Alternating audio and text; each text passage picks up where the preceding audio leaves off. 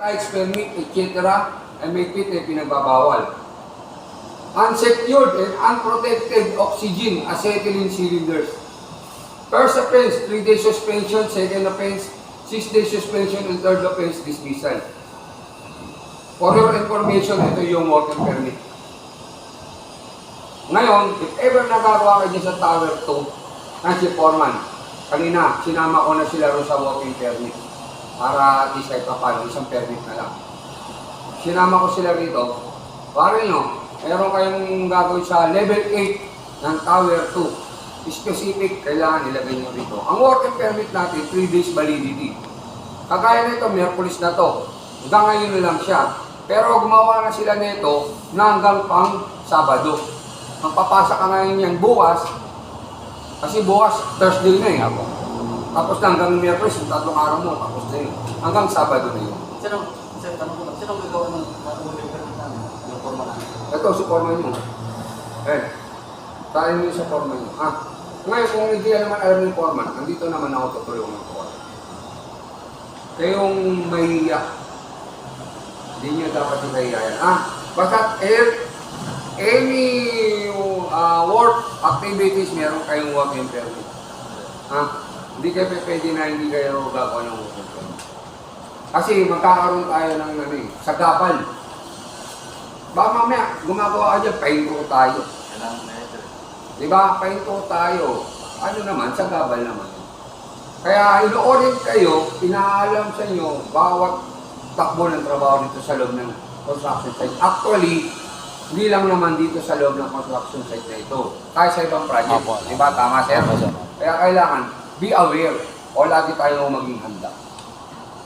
Okay? Number 10. Ang pagtatrabaho sa higit 6 feet o working at heights na walang safety full body harness at all protection ay may fit na ipinagbabawal. If ever na gagawa kayo ng 6 feet above o yung makakasakay ng 6 feet na sa scaffolding kayo, make sure naka-safety full body harness kayo. Kasi once na malaglag kayo, at least naka kayo, may protection. Maiwasan natin yung aksidente o may maaaring mga balibuto natin. Kaya kailangan, always think safety first. First offense, 3 days suspension. Second offense, 6 days suspension. And third offense, dismissal. Number 11, bawal ang pagdumi at pag-ihi sa hindi tamang palikuran. First offense, 6 days suspension. And second offense, dismissal. Bakit dismissal agad? Para hindi na kasi maulit. Actually, tayo, compare ko lang tayo, at sa mga aso, parehas tayo may mga utak niyan. Yung aso may mga utak din at may mga skull o may mga bungok. Diba? Parehas tayo niyan. Ganon din, may isip din ang mga aso. Ganon din tayo. Pero mas lamang naman ang isip natin sa kanila. Diba? Alam niyo bakit ko kino-compare sa inyo to? Ang aso kahit saan pwede umihi yan. Kahit, diba? Kasi wala silang, tayo ba? Ganun din tayo eh. Mga gilid-gilid na, mga Pero dito, huwag nyo gagawin.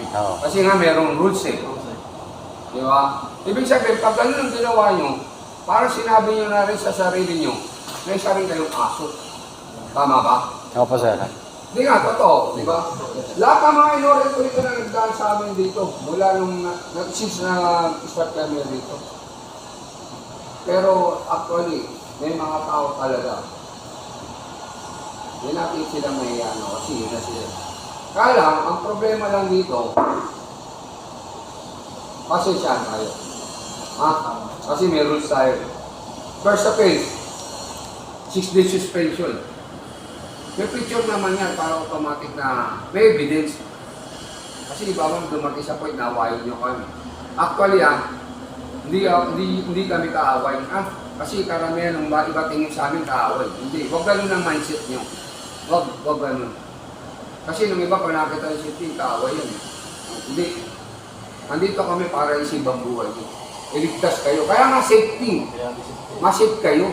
Hindi para sa amin. Although, trabaho namin bilang nga safety officer. Trabaho namin yan. Kaya ba namin kayo na, kasi kami rin magiging yan magkakaroon kami ng problema Yung iba kasi mindset nila, mahirap. Andyan yung safety. Away natin yan. Yung ibang mano yung pag-iisip. Malabnaw. Oo. O ganun. Dapat magkawa kayo. Ligtas tayo dito magtrabaho. Kasi diyan nagbabantay. Pero first of all, sasabihin ko lang sa inyo, in the first place, sa inyo magmumula violation. Amin, sir. Ito, sa inyo magmumula eh. Alam niyo bakit ko nasabi? Kasi kayo gagawa eh. Hindi kami. Kami lang nagpa-implement. Pero kayo gagawa. Tandaan niyo, darating sa point yung... Kanina, bago ako mag-toolbox ha, nainis ako sa mga tao. Ang toolbox namin 7:30. 7:45 na, wala pa. Umakyat ako sa 6 na, mga tao lang doon. Pero nandito yun, nakalagay dito yun. Yung toolbox, babasahin ko sa inyo. May nakita pa naninigaw nila kanina. Sinuspindin mo. Kasi pinapaliwanag ko sa kanila. Bago kayo